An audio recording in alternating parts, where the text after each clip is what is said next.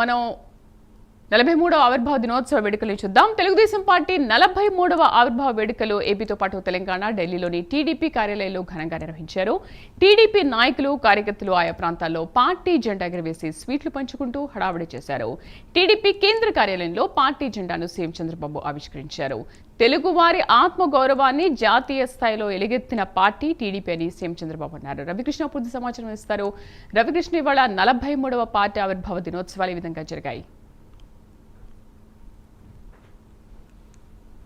అంటే శ్రీదేవి, ఏదైతే 43వ టీడీపీ ఆవిర్భావ దినోత్సవ వేడుకలు మాత్రం అత్యంత ఘనంగా జరిగాయి. ప్రధానంగా కూడా టీడీపీ అధికారంలోకి ఉండటము, కూటమికి సంబంధించి కూటమి ప్రభుత్వం అధికారంలోకి రావటం టీడీపీ ప్రధానంగా కూడా ప్రధాన భూమిక పోషించినటువంటి నేపథ్యం. ఆ తర్వాత మిగతా తెలంగాణలో కానీ ఢిల్లీలో వచ్చేసి ప్రధానంగా కూడా ఏదైతే కేంద్రంలో కూడా కీలకమైనటువంటి భాగస్వామిగా ఉన్నటువంటి నేపథ్యంలో మాత్రం అత్యంత ఘనంగా కూడా ఈ కార్యక్రమాలు అయితే నిర్వహించడం జరిగింది. ప్రధానంగా ఈ ఏపీకి సంబంధించి ఏపీలో ఉన్నటువంటి ఊరు వాడ ప్రతి చోట కూడా తెలుగుదేశానికి సంబంధించినటువంటి ఈ ఆవిర్భావ దినోత్సవ వేడుకలు అయితే చాలా ఘనంగా నిర్వహించారు. ఈ నియోజకవర్గ స్థాయిలో అయితే ఎమ్మెల్యేలు, అదేవిధంగా కూడా ఇక గ్రామ స్థాయిలో అయితే ఎంపీపీలు సంబంధించిన నాయకులు వీళ్ళందరూ కూడా ఘనంగా నిర్వహించిన పరిస్థితి అయితే ఉంది. అలాగే ఇక ప్రధానంగా కూడా ఈ టీడీపీకి సంబంధించిన 43వ ఆవిర్భావ దినోత్సవ వేడుకలు అయితే మాత్రం టీడీపీ కేంద్ర కార్యాలయంలో అత్యంత ఘనంగా నిర్వహించడం జరిగింది. సీఎం చంద్రబాబు నాయుడు ఈ కార్యక్రమానికి హాజరవటము, అదేవిధంగా కూడా ఆయనతో పాటుగా మంత్రి నారా లోకేష్, అలాగే ఈ హోమ్ మినిస్టర్ అయినటువంటి వంగల్పూడి అనిత కూడా ఈ కార్యక్రమాలకి రావడం జరిగింది. మొట్టమొదట ఈ టీడీపీ కార్యాలయానికి వచ్చి అక్కడ ఉన్నటువంటి ఎన్టీఆర్కి సంబంధించినటువంటి విగ్రహానికి అయితే పూలమాలలు వేసి నివాళులు అర్పించడం జరిగింది. ఆ తర్వాత ఆయనైతే మాత్రం చాలా ఉద్వేగంగా కూడా మాట్లాడినటువంటి పరిస్థితి చంద్రబాబు. ప్రధానంగా కూడా ఏదైతే టీడీపీకి సంబంధించి తెలుగువారి ఆత్మగౌరవం కోసం ఏర్పడినటువంటి పార్టీ ఏదైనా ఉందంటే అది కేవలం టీడీపీ పార్టీనే ఆయన చెప్పడం జరిగింది. టీడీపీ పార్టీ ఆవిర్భావానికి ముందు, ఆవిర్భావం తర్వాత అన్న విధంగా కూడా తెలుగువారి యొక్క వాళ్ళ యొక్క ఆత్మగౌరవం అనే దానికి ఒక నిర్వచనంగా కూడా ఉండడం జరుగుతుంది అని ఆయన తెలియజేశాడు. ప్రధానంగా పార్టీకి సంబంధించి పార్టీకి నాయకులైతే వస్తూ ఉంటారు, పోతూ ఉంటారు, కానీ టీడీపీ పార్టీలో ఉన్నటువంటి కార్యకర్తలు ఎవరైతే ఉన్నారో వాళ్ళే ఈ పార్టీకి మాత్రం ప్రధానంగా కూడా వాళ్ళే ఆధారం అని ఆయన చెప్పడం జరిగింది. ఎన్ని ఒడిదుడుకులు వచ్చినప్పటికీ, ఎన్ని రకాల ఇబ్బందులు పెట్టినప్పటికీ కూడా గవర్నమెంట్కి సంబంధించి ప్రతిపక్షాలు అధికారంలోకి వచ్చినటువంటి సందర్భంలో మాత్రం ప్రధానంగా ఇక్కడ ఏదైతే దీనికి సంబంధించి పార్టీ ఏదైతే ఉందో పార్టీకే ప్రధానమైనటువంటి ఈ గుర్తింపు ఇవ్వటం, అదేవిధంగా కూడా కార్యకర్తలు ఎవరైతే ఉన్నారో కార్యకర్తలే పార్టీకి అండగా నిలబడ్డారని చెప్పాడు.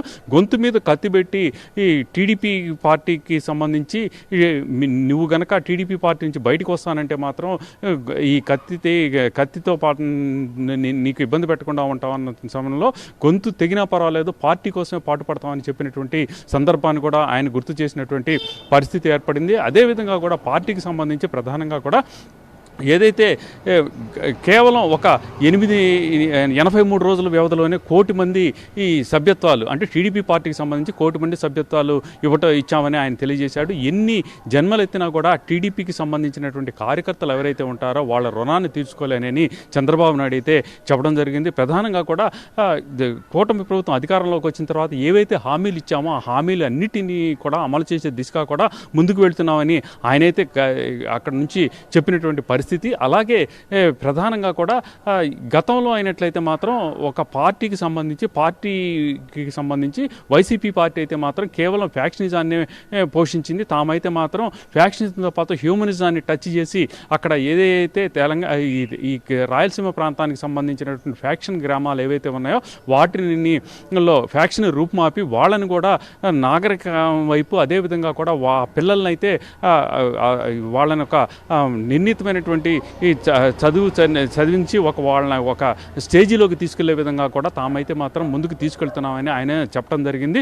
అలాగే పార్టీకి సంబంధించిన వ్యవహారాల్లో మాత్రం ప్రధానంగా ఇప్పుడు అధికారంలో ఉన్నాం కదా అని ఇష్టం వచ్చినట్లు ప్రవర్తిస్తే సరికాదని ఆయన అక్కడ ఉన్నటువంటి నాయకులకైతే చెప్పినటువంటి పరిస్థితి. అలాగే కేవలం మనకి ఒక అవకాశం ఇచ్చారు, అవకాశానికి సంబంధించి మనమైతే ఇప్పుడు కేవలం సేవకులు మాత్రమైనటువంటి దృష్టిలో పెట్టుకోవాలి. గతంలో అయితే మాత్రం నాయకులు ఏ విధంగా అయితే వాళ్ళు ఒక మోనార్క్ లాగా ప్రవర్తించి వ్యవహరించిన నేపథ్యంలో ప్రజలు ఇచ్చిన తీర్పు గమనించాల్సిన పరిస్థితి ఉంది అని ఆయన చెప్పారు. అదేవిధంగా కూడా లోకేష్ కూడా మాట్లాడటం జరిగింది. ప్రధానంగా కూడా ఆయన అయితే మాత్రం రెడ్ బుక్ అనే అంశాన్ని ప్రస్తావించడం జరిగింది. రెడ్ బుక్ అనే అంశాన్ని గురించి చెప్పినటువంటి నేపథ్యంలో మాత్రం ప్రధానంగా ఆయన చెప్పినటువంటి విషయం ఏమిటంటే ఎవరైతే వైసీపీకి సంబంధించిన నాయకులు ఉన్నారో రెడ్ బుక్ పేరు చెప్పగానే కొంతమందికి అయితే గుండెపోటు రావటం, మరి కొంతమందికి అయితే వాళ్ళకి ఇంజూర్డ్ అవటం లాంటివి జరుగుతున్నాయి. ఈ కేవలం రెడ్ బుక్ ఆధారంగా ఇలా జరిగినటువంటి పరిస్థితులు అయితే ఉన్నాయి. తాము మాత్రం చట్టాన్ని గౌరవిస్తాం, చట్టం ప్రకారమే ముందుకు పోతాం, కానీ గతంలో నాయకుల మాదిరిగా గత ప్రభుత్వం మాదిరిగా కూడా తాము అడ్డగోలుగా వ్యవహరించమని ఆయనైతే చెప్పడం జరిగింది. లోకేష్ అయితే చెప్పినటువంటి పరిస్థితి అయితే ఉంది.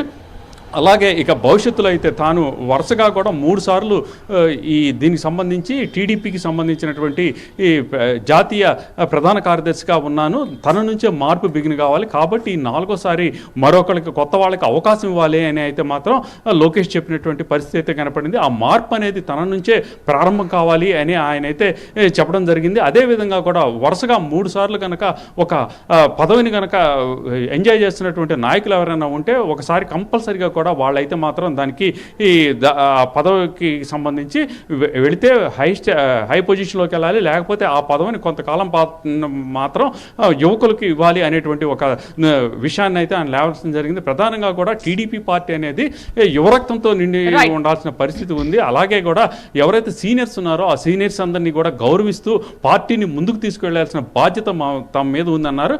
అదేవిధంగా కూడా టీడీపీకి సంబంధించి ఎన్టీఆర్ ఏదైతే ప్రజలకు సంబంధించి అప్పటి వరకు కూడా కేవలం రాజకీయాలు మాత్రమే చేశారు, ఎన్టీఆర్ వచ్చిన తర్వాత మాత్రమే ప్రజలకి సంబంధించిన సంక్షేమ కార్యక్రమం కూడా ఇవ్వటం జరిగింది అని ఆయన తెలియజేసిన పరిస్థితి కనపడింది. అదేవిధంగా కూడా ఇక నుంచి మరింతగా కూడా ప్రజలకు చేరువయ్యేందుకు, అదేవిధంగా కూడా కార్యకర్తలకు మరింతగా కూడా తామైతే మాత్రం అధికారం ఇవ్వటం, వాళ్ళ సంక్షేమం కోసం పాటుపడతామని ఈ ఏదైతే ఆవిర్భావ సభ ఏదైతే ఉందో ఈ 43వ ఆవిర్భావ సభలో మాత్రం చంద్రబాబు ప్రసంగించడం జరిగింది. Right Ravikrishna, thank you.